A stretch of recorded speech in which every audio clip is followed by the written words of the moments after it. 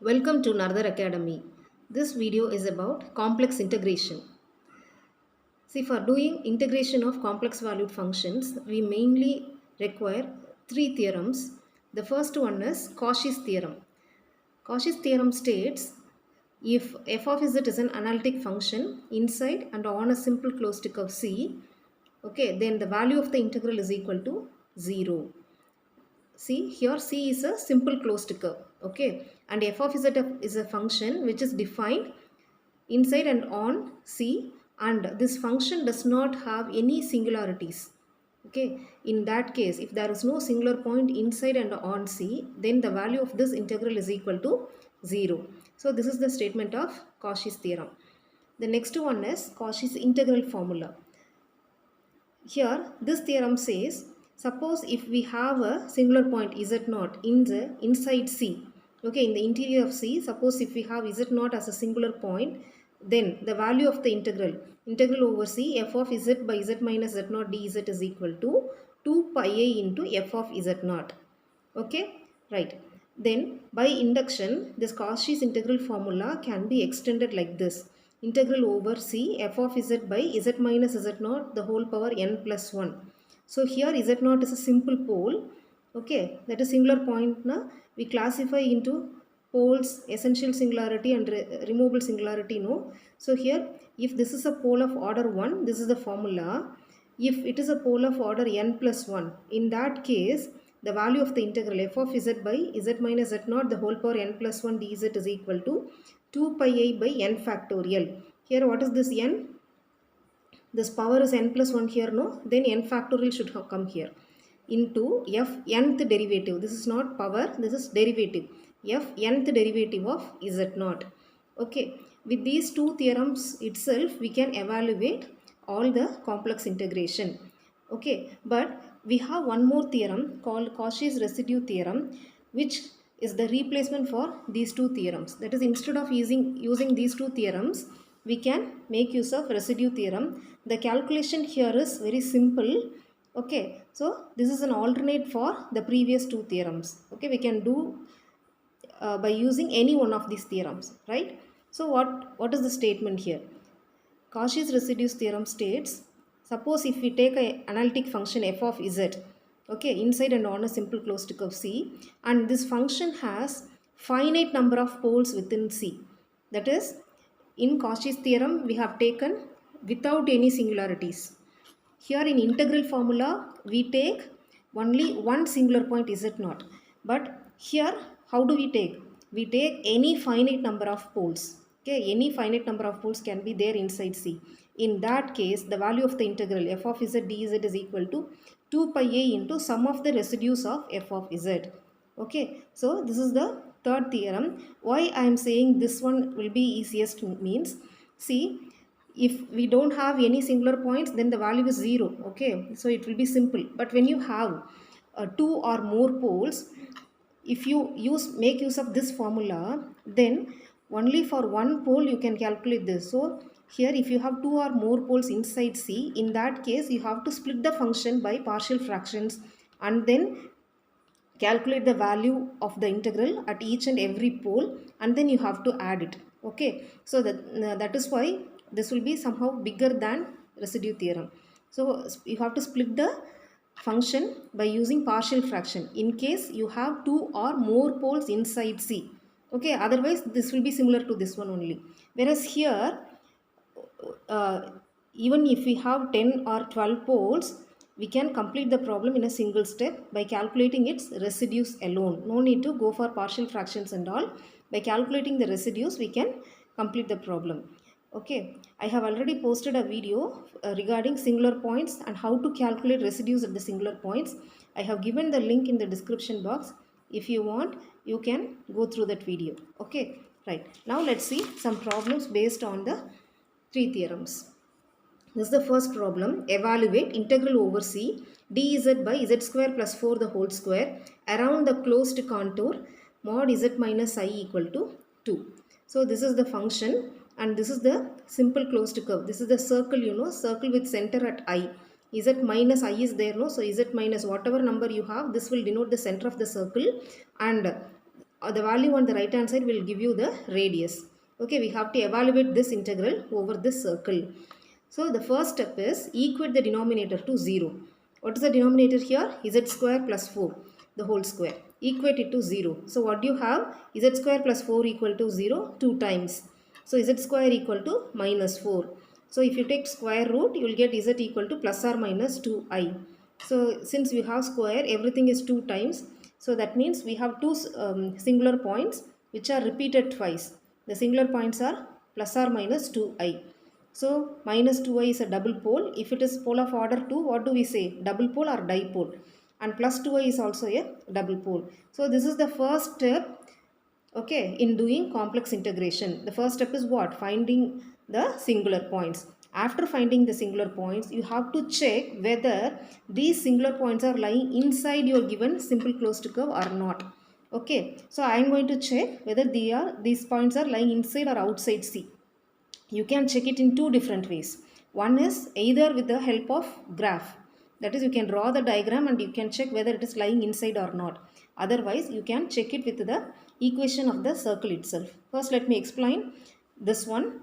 Afterwards, we will go to the graph. In any one of the ways you can do, but you must check whether it is lying inside or not. Then only we can proceed further. Okay. So this step is important. You cannot skip this step. Right. Now let me tell you how to verify whether the poles are lying inside or outside based on the equation of the circle. This is the given equation, no? Mod z minus I is equal to 2. Now in the left hand side, you substitute the value of the pole. Plus 2i I am substituting first. So mod z minus I is equal to 2i minus I. 2i minus I is I. Modulus I value is what? 1. So this is the value of the left hand side, 1. What is there in the right hand side? 2, no? That is, the radius of the circle is 2. So the left hand side is less than 2 means what? This point is lying inside the circle. If the point is lying inside, then the value of the left hand side will become less than the radius. So here it is, since it is less than the radius, the point is lying inside C. Okay, let me check for the second point. Is it equal to minus 2i? So what is the equation of the circle? Mod z minus I equal to 2. Take the left hand side, mod z minus I. You substitute minus 2i. So minus 2i minus I equal to minus 3i. The modulus of this value is square root of 9 equal to 3. This 3 is greater than the radius, no? Greater than the radius means it is lying outside the circle. Okay, so we have two poles. Out of the two poles, one is lying inside, another one is lying outside. Okay, so if the pole is lying outside, no need to bother about that point. Okay, right. We can proceed to the integration. Before that, I will tell you one more method of checking whether the singular point is lying inside or outside. So this, with the help of the diagram, we can check. See, this is the equation, no? Mod z minus I is equal to 2. Let me draw the circle.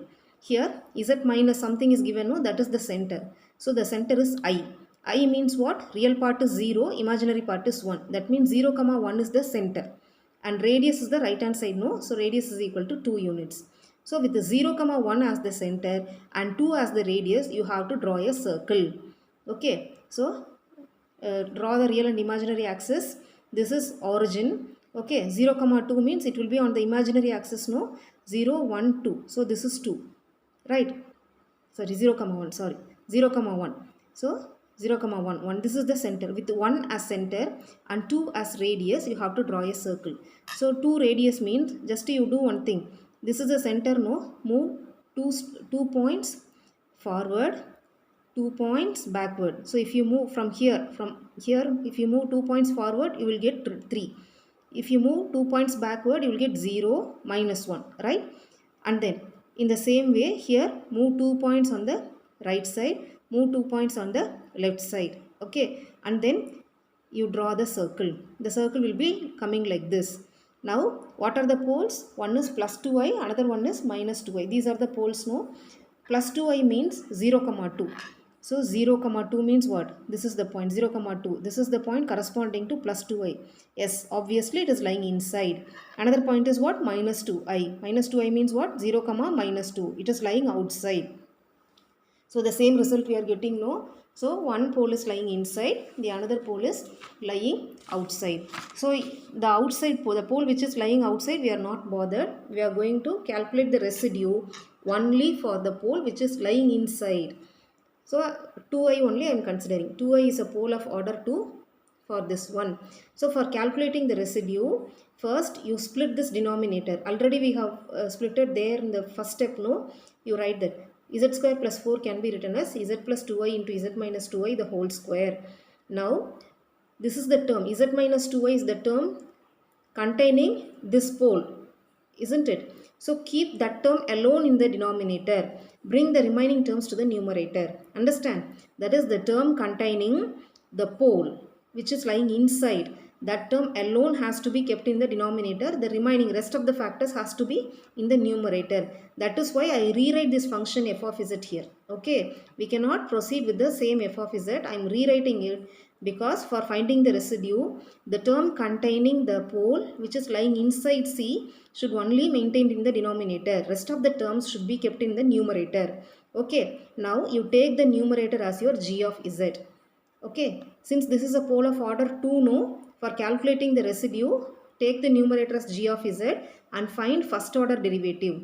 If it's a pole of order 2, find the first order derivative alone. This is like 1 by x square, no? What is differentiation of 1 by x square? Minus 2 by x cube. So minus 2 by z plus 2i the whole cube. Now at this g of z, you substitute z equal to 2i. So the value is minus 2 by 2i plus 2i the whole cube. So 4i the whole cube. 4i means what? Minus 64i. So 2 get cancelled. So I get 1 by 32i. Okay, so what is the formula for residue of f of z at z equal to 2i? g dash of 2i by 1 factorial. So it's equal to 1 by 32i by 1 factorial. But 1 factorial equal to 1, isn't it? So residue is equal to 1 by 32i. Usually we don't keep I in the denominator. So for removing this I multiply and divide by I. Okay, so I by 32i square. Then this I square will become minus 1. So minus I by 32. So this is the residue.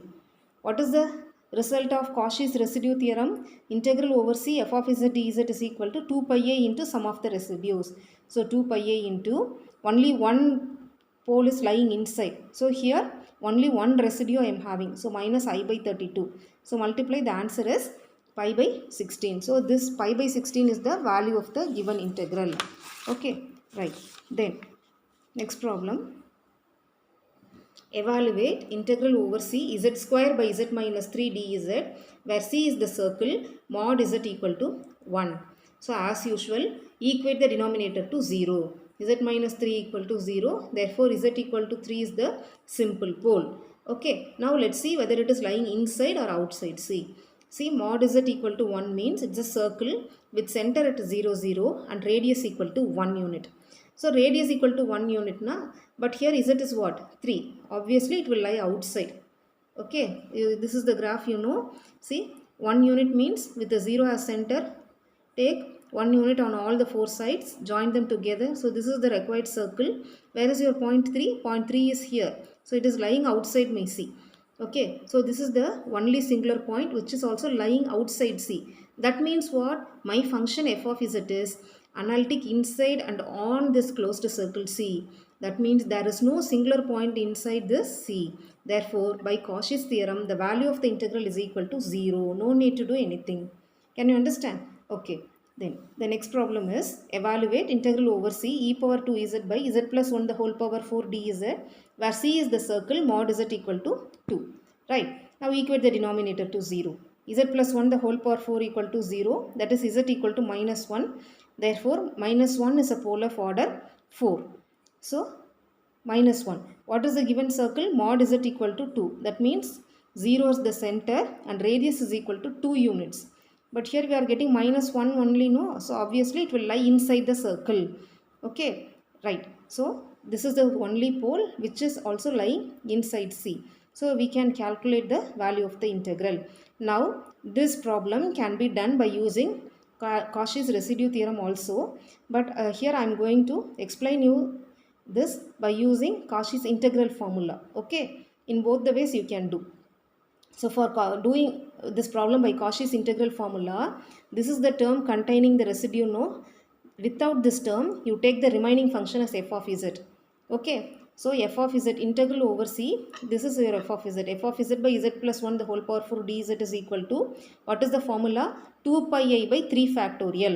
Why it is 3 factorial here? If you have power 4, reduce it 1 by 1, it will be 3 factorial into f triple dash of, again the same thing. If it is power 4, here third order derivative of this minus 1. Okay, but that is the Cauchy's integral formula. That formula only I am using here. Okay, right. Then what is f of z I have taken? E power z. So f dash of z is 2 e power 2z.